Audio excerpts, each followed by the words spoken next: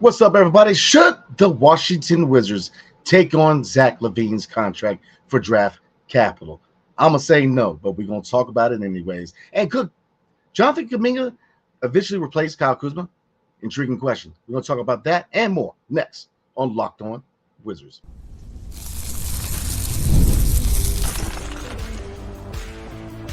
You are Locked On Wizards, your daily Washington Wizards podcast, part of the Locked On Podcast Network. Your team every day.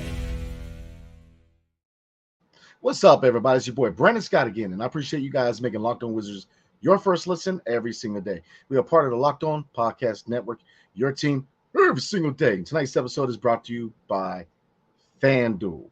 All right, everybody, let's get into it.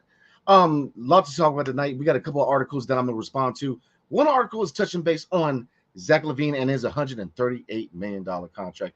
Should the Washington Wizards take on a bad contract and Zach LaVine's contract for a chance to get a 2025 first-round pick? We're going to talk about that. And then Jonathan Kuminga, another report concerning him.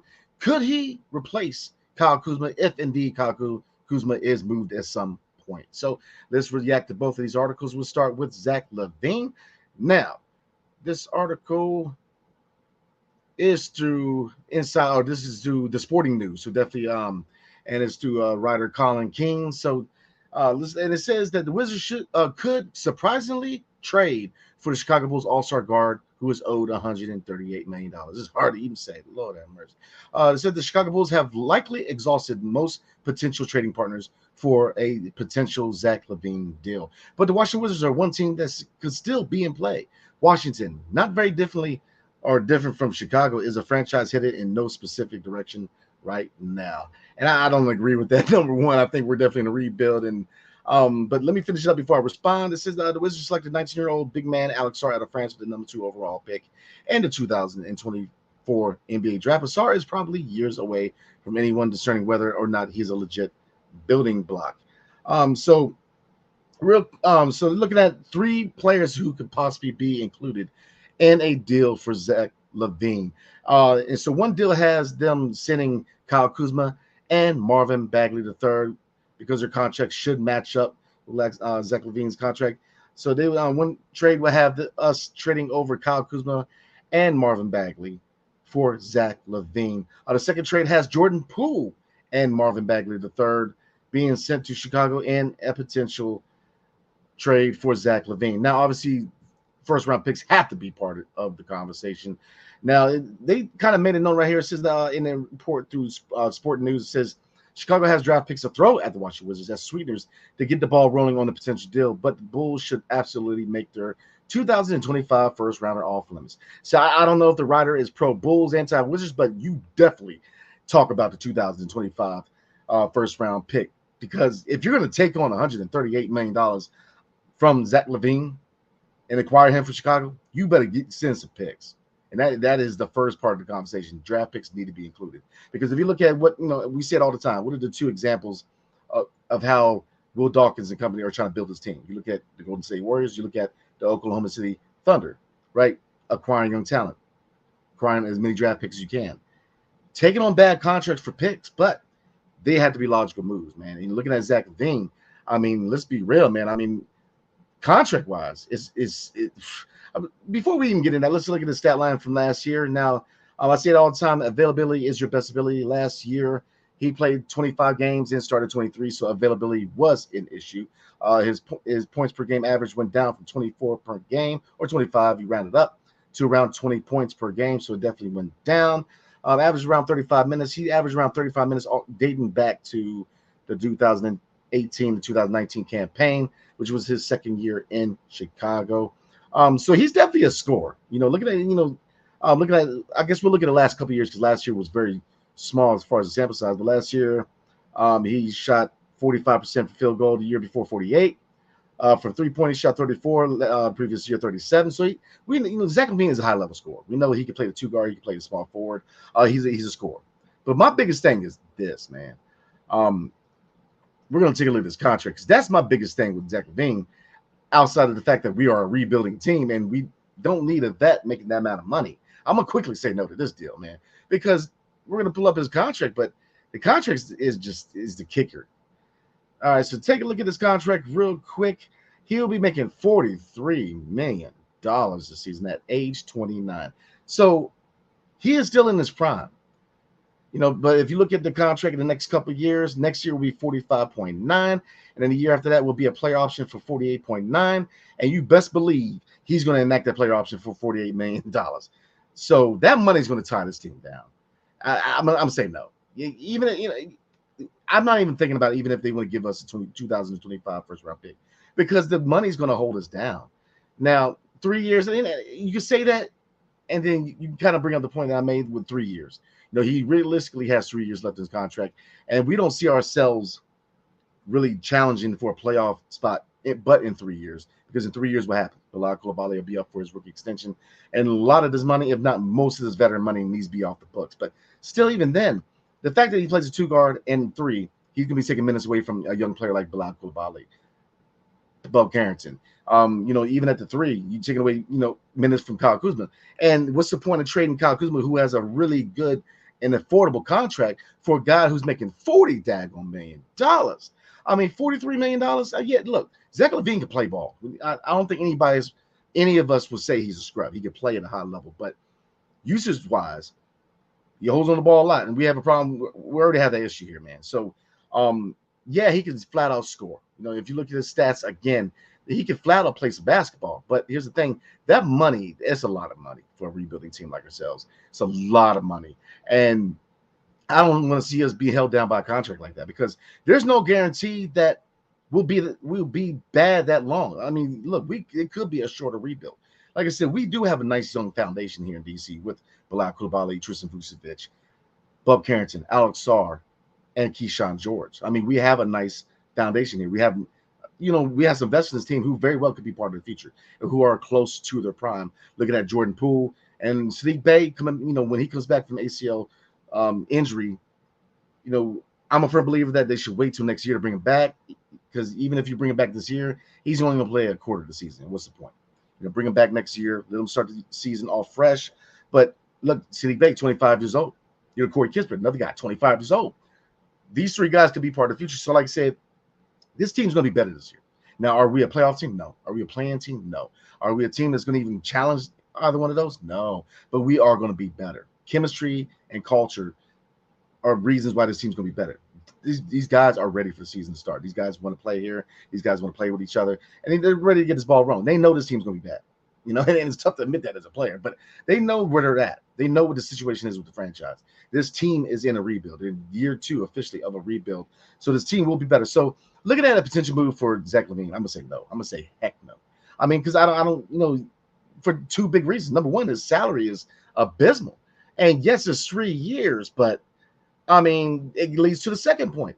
He's going to take minutes away from somebody at the 2 guard and small forward that we need to develop. And his usage rate is through the roof. And he's a guy who needs the ball in his hands. And yes, he's a high-level scorer, but I mean, yeah, you could argue that Zach LaVine is better than Kyle Kuzma to a certain degree. But then, Kyle Kuzma is a consistent 20 points a night scorer. So we got a guy who's going to be that scorer for us. If you look at him and Jordan Poole, they're going to be those scorers. So why take on that albatross of a contract for a guy who may average 2 or 3 more points than Kyle Kuzma already does? I would say no. I'm not ready to take on that contract, because, like I said, it's not guaranteed that we're going to be bad past 3 years. Like I said, I'm a firm believer that we have a lot of the right pieces here. Now, the 2025 and the 2026 drafts are going to be very important for this team. And the success from the players in those drafts are catamount to us being a playoff team sooner than later.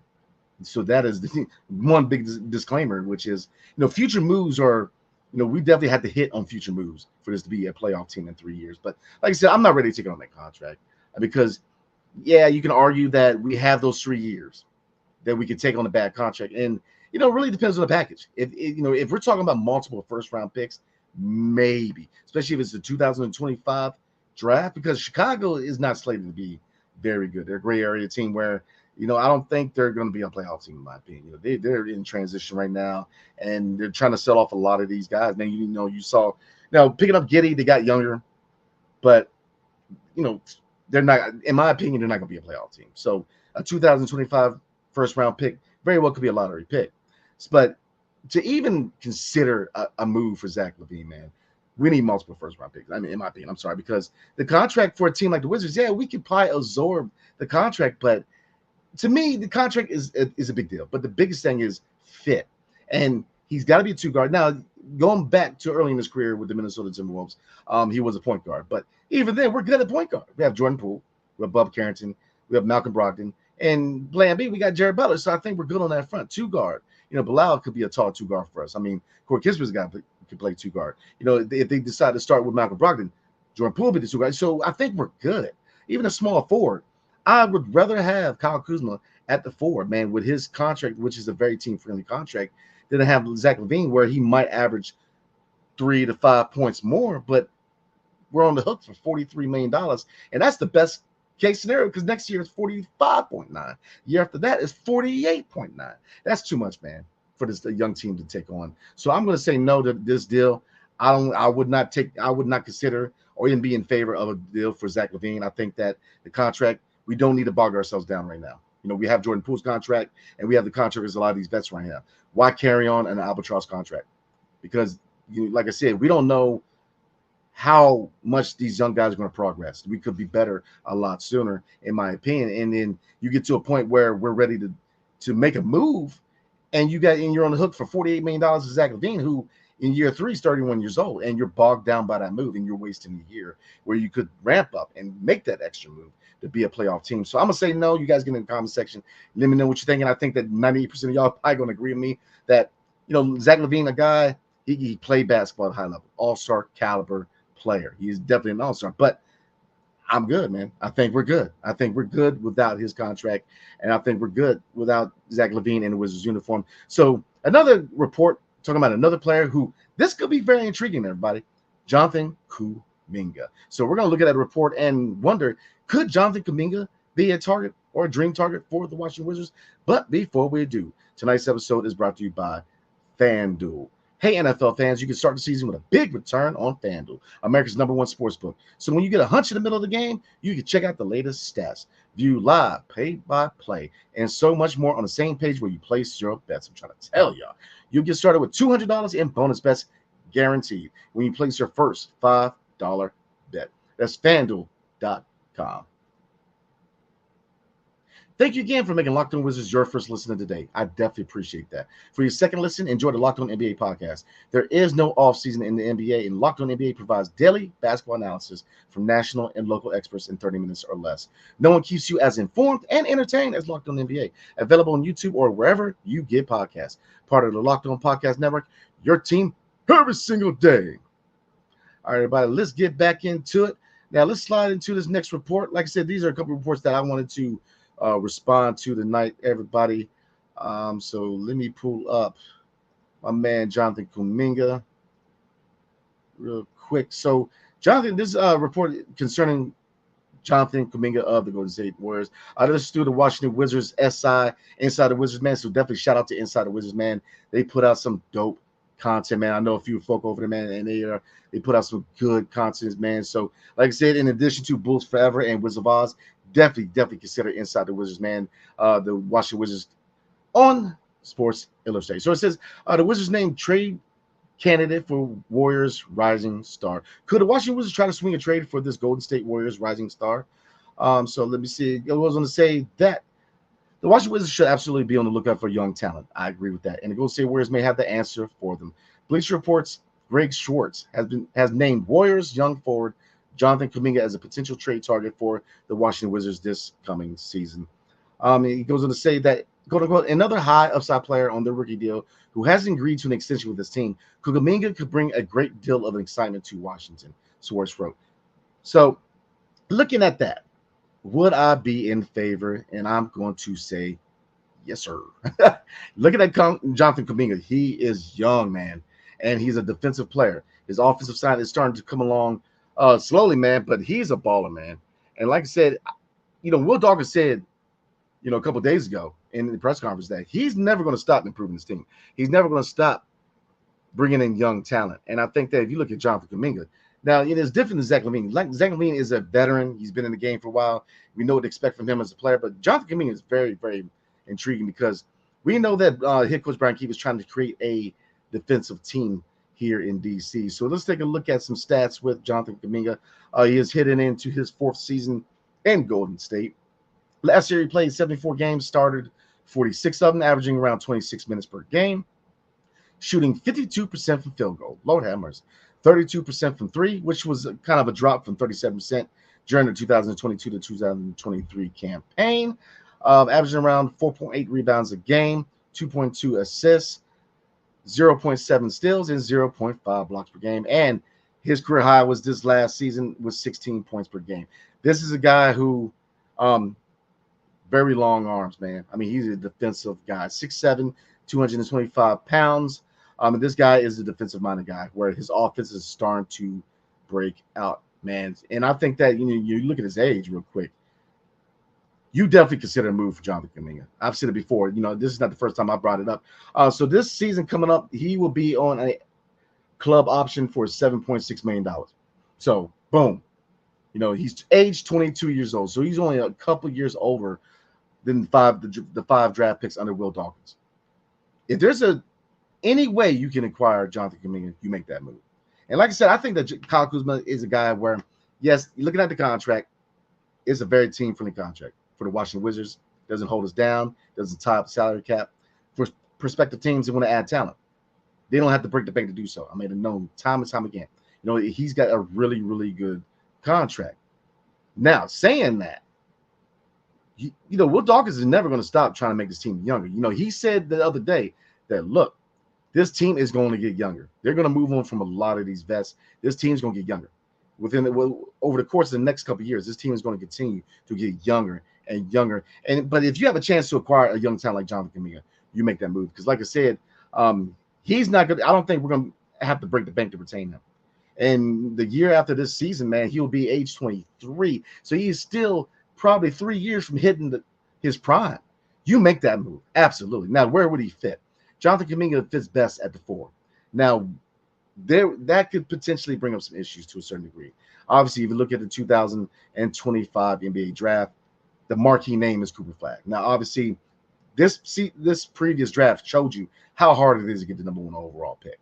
I mean, the Atlanta Hawks got it, and they had no business getting it. So it is a game of luck to get the number 1 overall pick. And that's why I continue to tell you guys, man, don't make it Cooper Flag a bust, because the chances are we're not going to get Cooper Flag.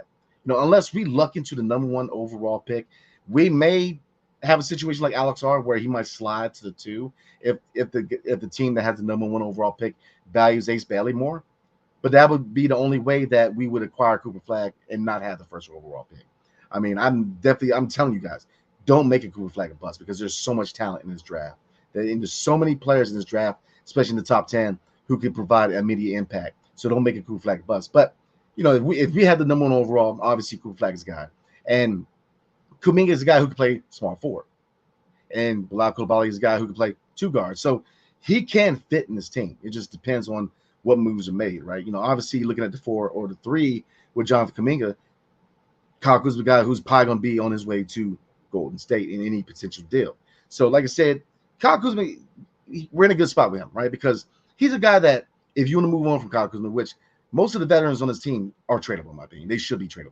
Not only Kyle Kuzma, but we'll see on Jordan Poole. Like I said, they do love Jordan Poole in DC. They do look at him as a future piece. But, look, if they get a deal that's too good to pass up, like a Denny deal, you make that move. Like I said, I'm a big JP13 guy. Love to see him here long term, but I'm a realist, and I understand, look, the NBA is business, man. But most of the veterans on the team should be tradable. Malcolm Brogdon, you best believe he's tradable. Jonas Valanciunas is definitely tradable. Listening to certain comments and talking to Will Dawkins, I get the drift that, players like Jordan Poole, players like Sadiq Bey are looked at as future pieces. And that kind of answers the question for us. Are they future pieces? Yeah, Sadiq Bey is a guy, who is a local guy who, he wanted to be here. He wanted to play here. So getting back to Jonathan Kuminga, you make that move. This guy, I want to say kid, even though, technically, I'm almost 40, so I'm going to call him a kid, but he is 22 years old. So he hasn't hit his prime yet, and he is starting to break out offensively. Defensively, he's a dog, man. And we need more dogs. We need more defensive dogs on this team. So I would say yes. It would depend on the package. It would depend on what we're what we're giving away. But look, as we often know in the NBA, sometimes you got to give a little, get a little, man. Look, if you look at the Denny Avdia trade, you had to give away a really good player who's 23 years old to acquire good talent, and Bob Carrington and Malcolm Brogdon. And it probably wasn't the most popular trade, but I said this last couple of videos. In the realm of being a general manager in the NBA, you got to make risks. You got to make risky moves. You got to make unpopular moves. You got to make moves that if they don't pan out, could cost your job, but if they do, could get you that Executive of the Year award. So it's all about risk, man. And Will Dawkins has shown that he's ready to make these risky moves. He's ready. He's never going to stop using free agency, the draft, or the trade situation in the NBA to stop him from making his team better. And that's straight from the horse's mouth. He's going to make this team better, and he's going to look at every avenue to bring in young players. And I think that Jonathan Kuminga, if he's available, you try to acquire him. He's a young player. He's a defensive dog. His offensive game is starting to develop. He averaged 16 points a game this year. You make that move because I think he can definitely pair with other defensive-minded players such as Alex Sarr and Bilal Coulibaly. And if you're looking at a couple of years from now, if you're looking at a potential starting five where you have Bilal Coulibaly, Bub Carrington, Alex Sarr, and you throw in Jonathan Kuminga in there, defense is going to be the name of the game. And this team definitely wants to get better overall defensively. They want to make this a defensive team. That is the goal. That is the vision for this team. So, like I said, you guys get in the comment section. Let me know what you think, because with Zach LaVine, that is a straight up no, a heck no. But with Jonathan Kuminga, I'm definitely considering that move because he is young. He fits the timeline, and he's a guy who defensively is a dog. Offensively, he is starting to break out. And he's a guy who I don't think we're going to have to, really break the bank to retain him. And he's not close to his prime. He can fit right in here with what the Wizards are trying to do. Push the pace offensively and defend at a high level as a team. So I think he fits that mold, man. So I would definitely make that move. So definitely get in the comment section and let me know what you guys are thinking, man. So, all right, everybody, I'm going to give you a quick itinerary for what's going to happen the rest of the month and heading into October, because as you guys know, October is where everything starts to get going, man. So we're going to talk about that. But before we do, tonight's episode is brought to you by Gametime. So as you guys know, I go to games all the time, man. Baseball season just wrapped up today. And obviously with football season here, I'm going to my Commanders games. I'm going to JMU. And as you guys know, if you don't know, my Commanders got a big win in the desert today against the Arizona Cardinals, man. So look, if you're trying to get some Commanders tickets, Gametime to me is the best app to deal with. I've gone through all the ticket apps, man. I ain't going to throw no names out there, man, but Gametime takes the cake. And there's three main reasons why they do. Number one, Gametime picks. Curation makes it easier to save more on sports events, but not only sports tickets, right? Concerts, comedy shows, theater events, etc. All that. Seat views. Get a panoramic view from your seat in the app before you buy, so you know you're getting your money's worth and getting the best view that you can get for your money. What else? The lowest price guarantee, or Gametime will credit you 110% of the difference. But it's more than three reasons, right? What else? Gametime ticket coverage. Your purchase is covered with the most flexible customer service policy in the ticketing industry. So look, do yourself a favor. Take the guesswork out of buying tickets with Gametime. Download the Gametime app, create an account, and use promo code LOCKEDONNBA for $20 off your first purchase. And again, terms apply.